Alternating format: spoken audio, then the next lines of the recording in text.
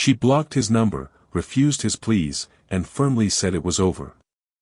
But James Reynolds couldn't accept that his transgender girlfriend, drag queen Quanesha Shantel, was done with him forever. 3 betrayals sealed her fate. He couldn't handle her independence, he rejected her true identity, and when she finally walked away, he snapped. Picture this, it's September 8, 2024, a quiet Sunday evening in Greensboro, North Carolina. 26-year-old Quanesha Hamilton sits in her silver Honda Civic in a parking lot near her home, probably scrolling through her phone after finishing up some errands. The interior glows from the streetlights, and for a moment, everything seems peaceful. But peace was the last thing on James Reynolds' mind as he approached her car, handgun in hand. What happened next would rob the ballroom community of one of their brightest stars and expose the deadly intersection of toxic masculinity, transphobia, and intimate partner violence that claims too many lives in America. This is the story of Quanesha Hamilton and James Reynolds, a couple whose sweet romance of shared dinners and late-night drives hid a dark undercurrent of control, jealousy, and a man's inability to accept the woman he claimed to love for who she truly was. Quanesha wasn't just any woman. She was a force of nature who had clawed her way from juvenile detention to become a beloved figure in North Carolina's drag scene. As Quanesha Shantel, she commanded stages with the fierce confidence of someone who had fought for every moment of authenticity in her life. Her Instagram was a testament to self-love, glamorous photos in Coach and Chanel, captions declaring, "Slaying my truth one step at a time." But behind the glitter and the gorgeous outfits was a woman who had survived more than most people could imagine. A woman who had lost her father at 2 years old, battled through a troubled youth, and emerged triumphant, living independently and dreaming of taking her drag career to bigger cities like Atlanta and New York. James Reynolds saw that strength, that independence, that unshakable sense of self, and it terrified him. Because in his mind, love meant control. Love meant possession. And when the woman you're trying to control refuses to be controlled, when she chooses her community, her art, her truth over your demands, that's when some men reveal who they really are. The breakup happened just days before the shooting. Quanesha had finally had enough of Reynolds' possessive behavior, his discomfort with her drag performances, his attempts to isolate her from the ballroom family that had embraced her when the world tried to reject her. She told him it was over, blocked his number, and tried to move forward with her life. But Reynolds wasn't done. He couldn't let go. He couldn't accept that this vibrant, beautiful woman had the audacity to choose herself over him. Before we dive deeper into this tragic story, I need you to hit that subscribe button and ring the notification bell. Stories like Quanesha's need to be told, and your support helps us continue bringing light to cases that matter. Also, let me know in the comments where you're watching from. I love connecting with viewers from around the world. Now, let's dive into who Quanesha Hamilton and James Reynolds really were, and how a love story became a nightmare that ended in Greensboro's 38th homicide of 2024. To understand this tragedy, you need to know who Quanesha really was, because she wasn't born a queen. She became one through sheer determination and an unbreakable spirit that refused to be crushed. Born Quanesha Hamilton in 1998 in working-class Greensboro, Quanesha's early years were marked by loss and struggle. Her father died when she was just 2 years old, leaving her mother Ratliff to raise her alone. By age 11, Quanesha knew she was different. She identified as female in a world that wasn't ready to see her truth. Growing up in conservative North Carolina made that journey even harder. Her teenage years were turbulent. Quanesha was what her mother lovingly called hell on wheels during middle and high school. She racked up arrests for petty crimes like destruction of property, acts that her family now understands were cries for help from a young person struggling to be seen and accepted. These incidents landed her in juvenile boot camp, but even that couldn't dim the fire inside her. What saved Quanesha was finding her chosen family. In her early 20s, she discovered Greensboro's growing LGBTQ+ community and dove headfirst into ballroom culture, that vibrant world of competitive performances where categories like realness and Vogue celebrate femininity, resilience, and pure fantasy. This wasn't just entertainment for Quanesha, it was liberation. As Quanesha Shantel, she transformed. Dressed in thrifted high-end labels like Coach and Chanel, she commanded attention with her charisma and poise. Her fellow drag queens became her sisters, mentoring her through hormone therapy, name changes, and the daily challenges of being a black transgender woman in the South. She wasn't just performing femininity, she was claiming it, owning it, making it hers. Friends described her as the life of any party, always ready with a fierce lip sync to Beyoncé or Cardi B. Her social media overflowed with glamorous selfies and captions that radiated self-love. She worked retail and hospitality jobs to pay the bills, but her true passion lived in those spotlight moments when Quanesha Shantel took the stage. At 26, Coco had built something beautiful: independence, community, dreams of taking her drag career to Atlanta or New York. She was living her truth, one sequin at a time. Then there was James Reynolds. 28 years old, also from Greensboro, he seemed like everything Coco might want in a partner when they first met. Their relationship started sweetly enough: shared dinners, late-night drives through the city, the kind of romance that fills up your Instagram stories with cute couple photos. But here's the thing about toxic relationships: they rarely start toxic. They start with charm, with attention, with a person who seems to see you and want you exactly as you are. Reynolds knew how to be sweet when he wanted something. He knew how to make Coco feel special, chosen, loved. The problem started small. Comments about her friends. Questions about where she was going, who she'd be with. Subtle attempts to position himself as the most important person in her life. At first, it might have even felt like caring, like finally having someone who was invested in her well-being.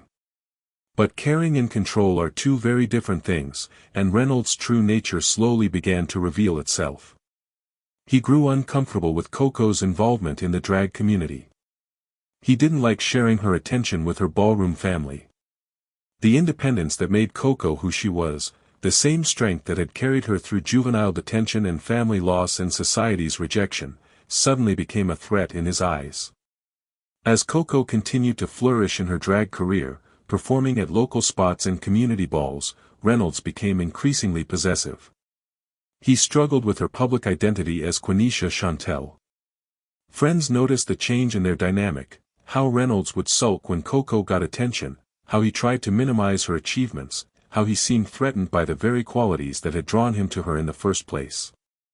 The relationship that had started with sweet gestures gradually soured into something darker. Coco began confiding in her mother about feeling controlled. She told friends about Reynolds' attempts to isolate her from the people who truly understood and supported her identity. Where are you watching from tonight? Have you ever witnessed someone's true colors emerge in a relationship like this?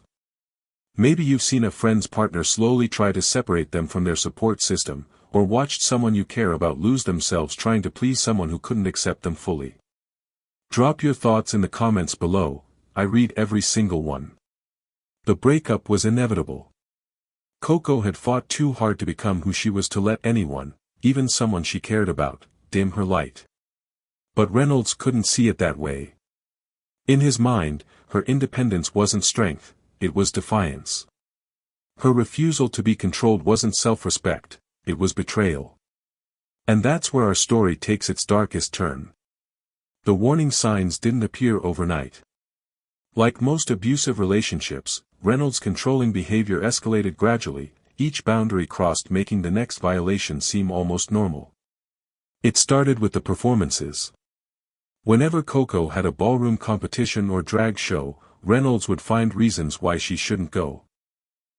He'd create arguments right before she needed to leave, forcing her to choose between resolving conflict with him or supporting her chosen family.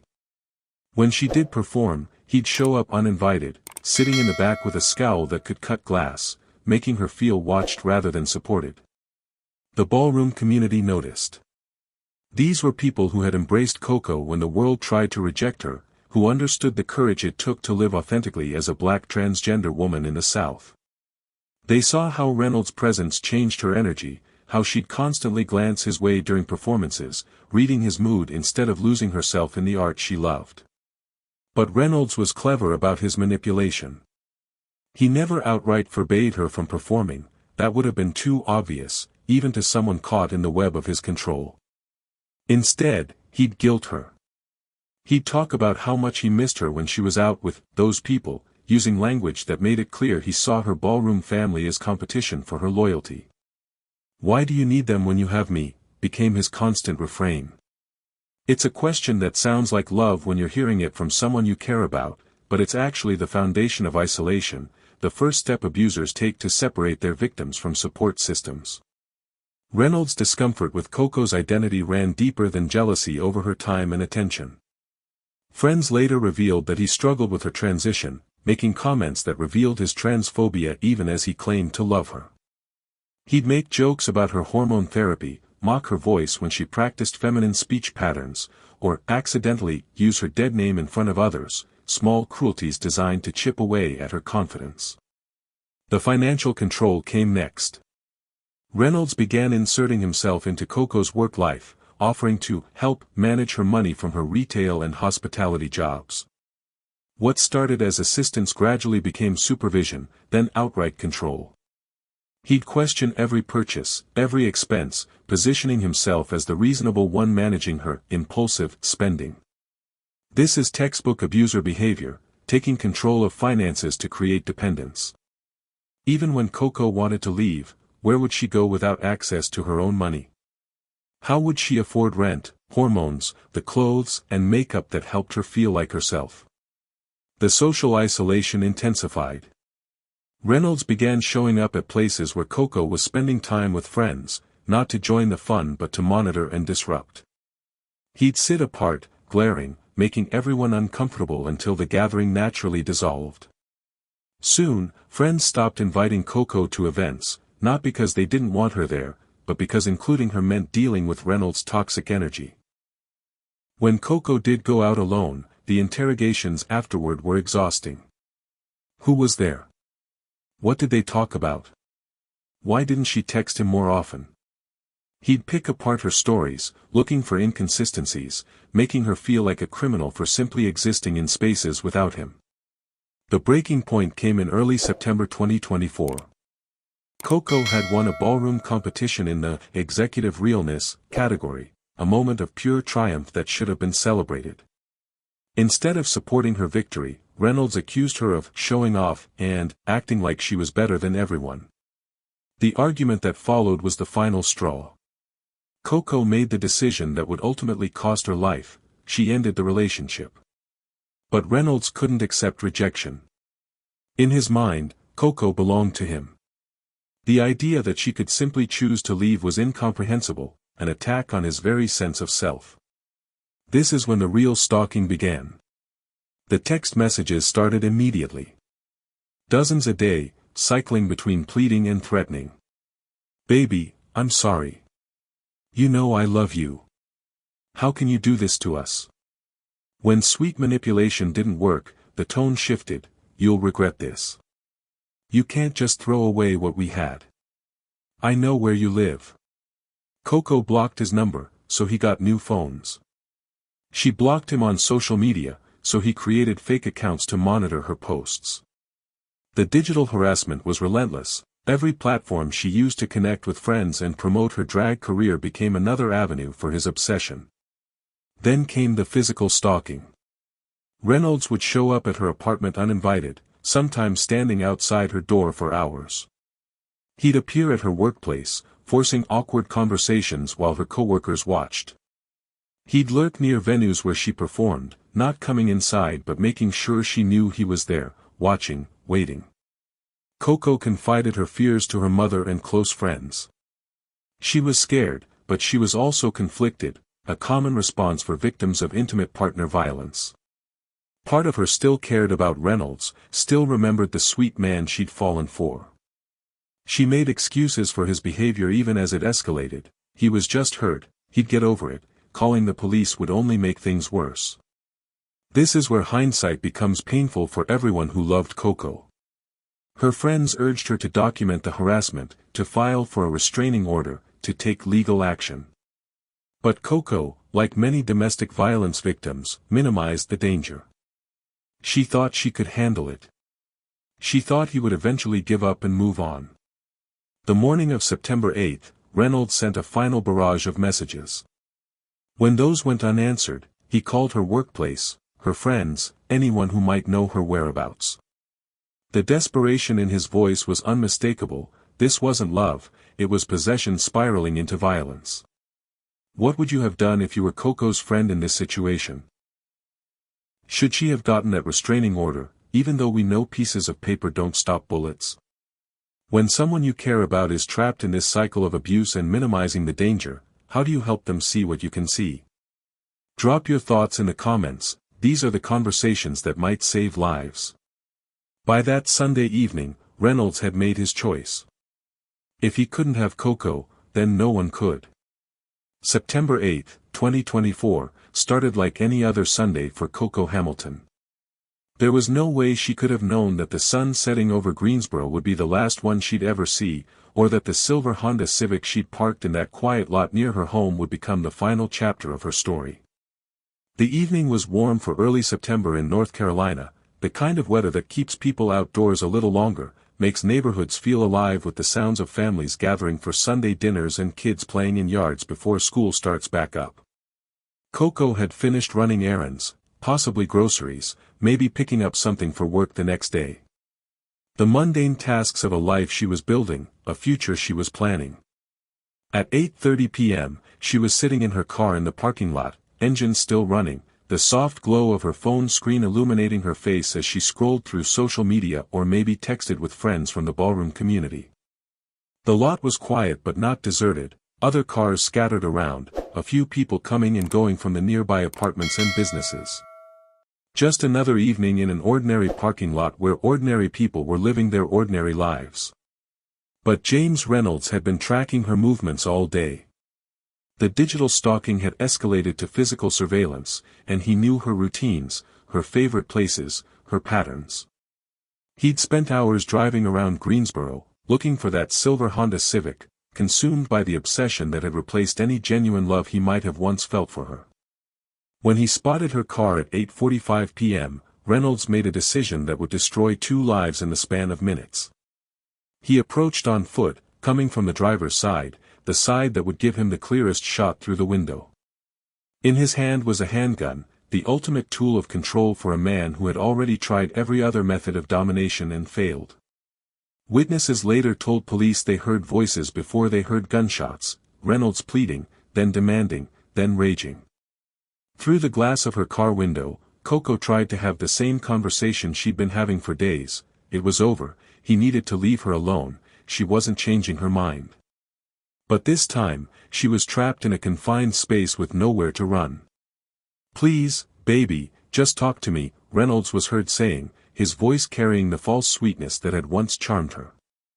"We can work this out. We can fix this." But Coco had already tried to fix things for months.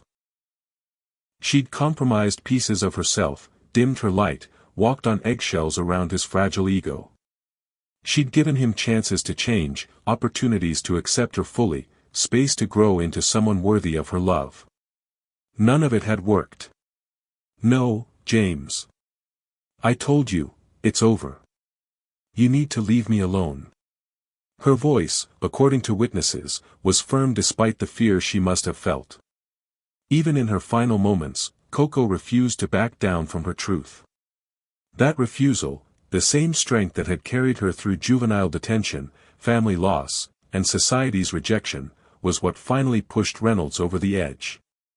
The control he'd spent months building, the psychological prison he'd constructed around their relationship, had crumbled in the face of her unwillingness to be owned. At 8:47 p.m., the talking stopped. The first gunshot shattered the driver's side window and the evening quiet simultaneously. Coco slumped forward as the bullet struck her chest, but Reynolds wasn't finished. In a rage that had been building for days, he fired again, this time hitting her in the head. The violence was swift, brutal, and absolutely final. The sound of gunshots in a residential area brings immediate attention. Mrs. Patricia Williams, walking her dog nearby, later told reporters she initially thought it was firecrackers until she saw a man running from the car. Marcus Johnson, coming home from his shift at the hospital, was close enough to see Reynolds fleeing on foot toward the tree line behind the parking lot.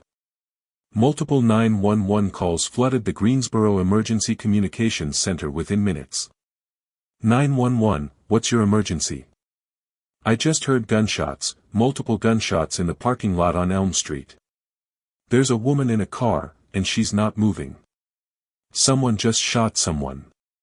He ran toward the woods, white male, dark clothes. The woman in the car looks hurt bad. Emergency medical services arrived at 8:52 p.m., just 5 minutes after the shooting. Paramedics found Coco slumped over the steering wheel, the engine of her Honda still running, her phone still glowing on the seat beside her. The interior was a chaos of shattered glass and blood, her glamorous world reduced to a crime scene in the span of heartbeats. Despite their best efforts, chest compressions, attempts to stabilize her vitals, rapid transport protocols, there was nothing they could do. The damage was too severe, the violence too complete.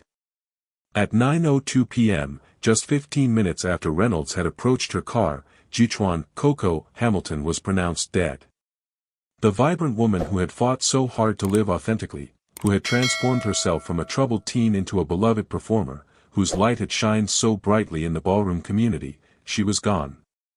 Reynolds had vanished into the North Carolina night, but his freedom wouldn't last long. The same technology he'd used to stalk Coco would now be used to track him down. Security cameras from nearby businesses had captured his approach and escape. His digital footprint led police directly to his location. At 2:17 a.m. on September 9, just 6 hours after he'd murdered the woman he claimed to love, James Reynolds was arrested at a relative's house across town. He didn't resist arrest, didn't try to deny what he'd done. The fight had gone out of him the moment he'd pulled that trigger and realized there was no taking it back. But for Coco, there were no second chances, no opportunities for redemption, no mornings to wake up and choose differently. Her story had ended in that parking lot, another victim of the toxic intersection of intimate partner violence and transphobia that claims far too many lives.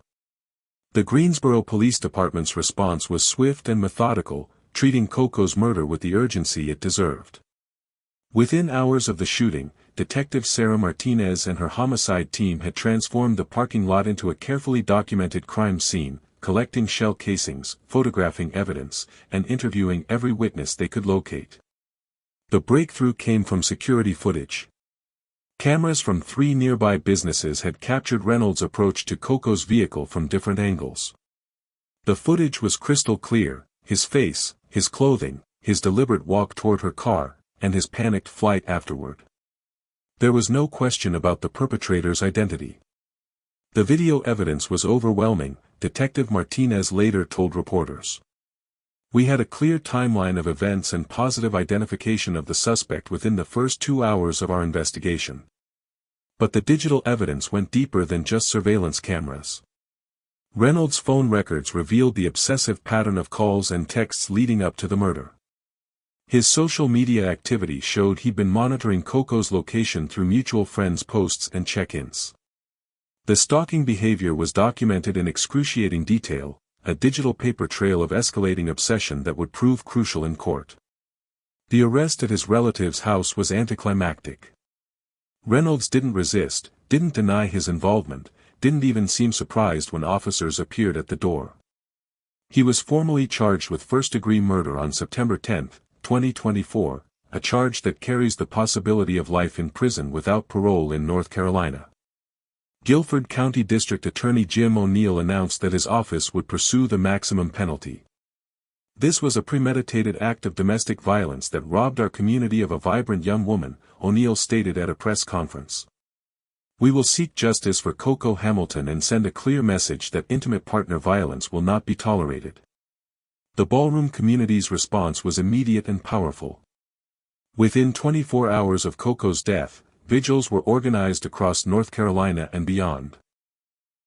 The main memorial service at Greensboro's War Memorial Stadium drew over 300 people, drag queens in full regalia, ballroom families from Atlanta and Charlotte, LGBTQ+ advocates, and community members who had never met Coco but understood the significance of her loss. She was our sister, our light, our example of living authentically no matter what the world threw at her, said Diamond Devane, a prominent figure in North Carolina's drag scene, as she addressed the crowd. Coco showed us how to turn pain into power, trauma into triumph. We won't let her death be in vain. A GoFundMe campaign established by Coco's ballroom family raised over $25,000 within a week, funds designated for funeral expenses and a memorial scholarship for LGBTQ+ youth facing housing instability, issues Coco had navigated herself during her journey to independence.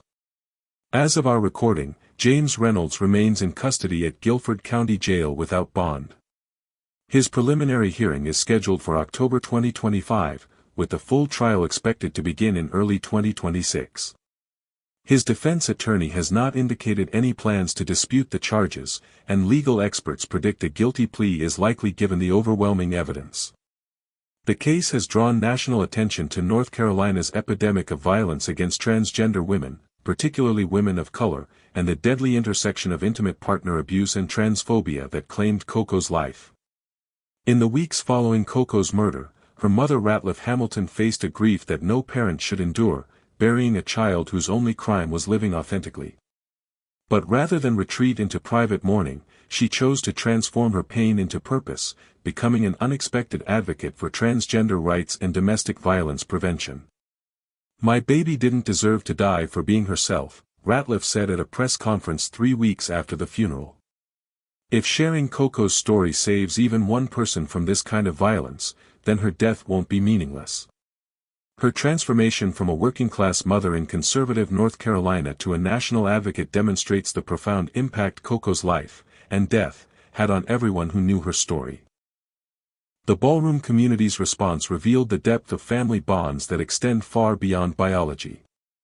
Houses from across the Southeast organized tribute performances, with queens voguing in Coco's honor and creating new categories celebrating transgender resilience. The annual Carolina Ball, held 2 months after her death, was dedicated entirely to her memory, a night where hundreds of performers channeled their grief into art, their pain into power. Coco represented possibility, explained Vanna Viton, a veteran of the ballroom scene who had mentored her. She showed younger trans girls that you could survive the worst and still find your crown. Losing her felt like losing hope itself, but we had to carry that hope forward for all the baby girls still fighting. But Coco's story illuminates a devastating reality facing transgender women, particularly Black transgender women, across America. According to the Human Rights Campaign, 2024 saw at least 36 violent deaths of transgender individuals, with Black transgender women representing the majority of victims.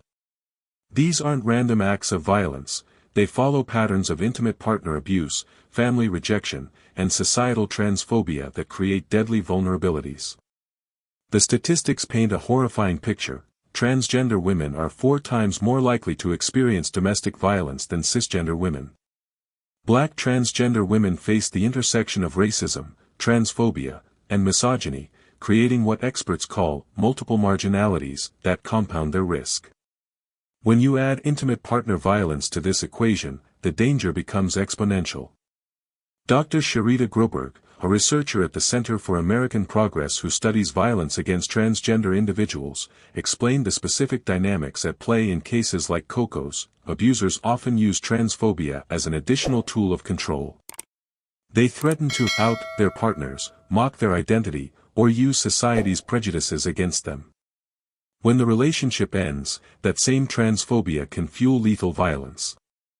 The memorial scholarship established in Coco's name has already supported 12 young LGBTQ+ individuals facing housing instability, youth aging out of foster care, teens rejected by families, young adults navigating transition while pursuing education.